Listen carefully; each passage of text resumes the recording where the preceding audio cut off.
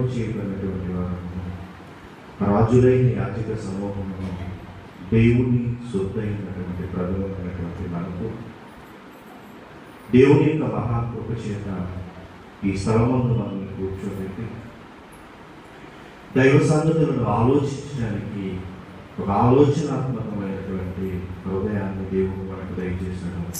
పిల్లరా, ఈరోజు కూడా ఒక చక్కటి అంశాన్ని గురించి మనం మాట్లాడబోతున్నటువంటి అంశం యెహోవా మాటే తీర్మానం అనేటటువంటి అంశాన్ని గురించి మనం మాట్లాడుకుంటాం. ప్రియులారా, కన్నతండ్రి అయినటువంటి దేవుడు మనల్ని ప్రేమించి పరమందు ఉన్నటువంటి దేవుడు ఈ భూలోకం మీద ఉన్నటువంటి మనల్ని తన యొక్క కృప చేత నడిపిస్తూ ఉన్నటువంటి సందర్భాలు అయితే మనం పుట్టినటువంటి దగ్గర నుంచి చనిపోయేటంత వరకు కూడా కన్నడమైనటువంటి దేవుడు ఒక ఆయుష్కాలాన్ని దయచేశాడు. జన మరణాల మధ్య ఉండేటటువంటి జీవితకాలాన్ని ఆయుష్కాలము అన్నారు. ఈ ఆయుష్కాలంలో ప్రతి మనిషి కూడా ఎన్నో తలంపులు కలిగినటువంటి వాడిగా, ఎన్నో ఉద్దేశాలను కలిగినటువంటి వాడిగా బ్రతుకుతూ ఉన్నటువంటి సందర్భాలు. కానీ దేవుని యొక్క వాక్యం ఏమి చదివిస్తూ ఉంది, దేవుని యొక్క మాటలలో ఉన్నటువంటి పరమాత్మ ఏమిటి అని మనం ఆలోచన చేయగలిగితే సామెతల గ్రంథంలో ఒక చక్కటి మాటను గురించి ప్రస్తావిస్తూ ఉన్నటువంటి సందర్భాలు. సామెతల గ్రంథం 19వ అధ్యాయము 21వ వచనం. సామెతల గ్రంథం 19వ అధ్యాయము 21వ వచనం. నరుని హృదయములో ఆలోచనలు అనేకములు పుట్టును, యెహోవా యొక్క తీర్మానమే స్థిరము అంటున్నాడు. దేవుడు చెప్తున్నటువంటి మాట జ్ఞాని అయినటువంటి సొలొమోను గారి ద్వారా పలికిస్తూ ఉన్నటువంటి మాట. నరుని యొక్క హృదయాలోచనలు అనేకములుగా పుట్టును, ఎన్ని ఆలోచనలు పుట్టినప్పటికీ కూడా యెహోవా ఇచ్చినటువంటి మాట మాత్రమే తీర్మానము అంటున్నాడు. యెహోవా ఏ మాటలు చదివిస్తే ఆ మాట చెప్పనే జరుగుతుంది. నరులు హృదయములో ఎన్ని ఆలోచనలు పుట్టినప్పటికీ కూడా పుట్టినటువంటి ఆలోచనలు లేదా పుట్టినటువంటి తలంపులు ఏవీ జరగవు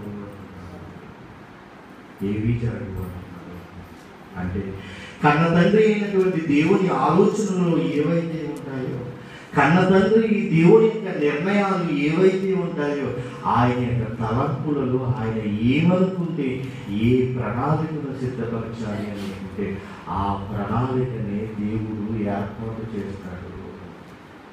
ఇదిగో ఆ తీర్మానాన్ని దేవుడు నెరవేరుస్తాడు అనేటటువంటి మాటలు మనం చూస్తూ ఉన్నాం. మన జీవితం కూడా ప్రారంభించినది మొదలుకొని, అంటే ఊహ తెలిసినటువంటి దగ్గర నుంచి మొదలుకొని ఇప్పుడు మనం బ్రతుకుతూ ఉన్నటువంటి కాలం వరకు కూడా ఎన్నో పెనుమార్పులు మన జీవితంలో కనిపిస్తూ ఉంటాయి. మనం ఏదో అనుకుంటూ ఉంటాం, అనుకున్నప్పుడు ఆ సంగతులు జరుగుతూ ఉండవు. ఆ జరిగినటువంటి సందర్భాలను పక్కన పెట్టి మరలా ఏవో ప్రణాళికలను మనం సిద్ధపాటు తీసుకుంటూ ఉంటాం. అదే మరలా ఏవో సిద్ధపాటు చేయబడినటువంటి ప్రణాళికలోనికి మనం ప్రవేశిస్తూ ఉంటాం. ఆఖరిగా ఆ ప్రణాళికలు జరగలేనప్పుడు చింతిస్తూ ఉంటాము, బాధపడుతూ ఉంటాము. కానీ దేవుడి మాట ఏదైతే ఉందో దేవుడు ఆ ప్రణాళికని, ఆ సిద్ధపాటుని మన జీవితంలో నెరవేరుస్తాడు. ఇలా బైబిల్ గ్రంథంలో ఉన్నటువంటి మాటలు మన హృదయాన్ని హత్తుకునేటటువంటి మాటలు, మనల్ని ఆత్మీయతలో నుంచి అభివృద్ధిలోనికి తీసుకువెళ్ళేటటువంటి మాటలు.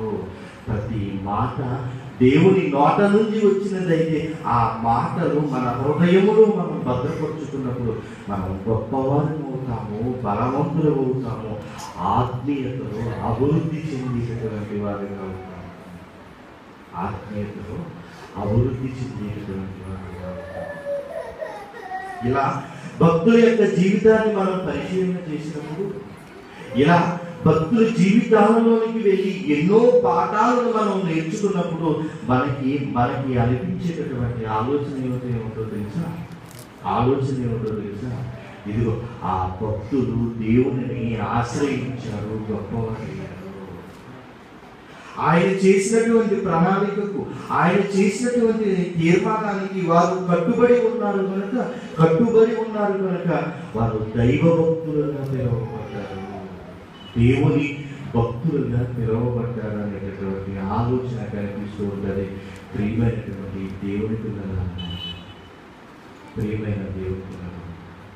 దీంట్లో ఒక అబ్రహాము గారు ఉన్నారు, ఒక ఇస్సాకు గారు ఉన్నారు, ఒక యాకోబు గారు ఉన్నారు. ఇలా పరిశుద్ధ ప్రవర్తన కలిగినటువంటి జీవితాన్ని జీవించినటువంటి ఎంతో మంది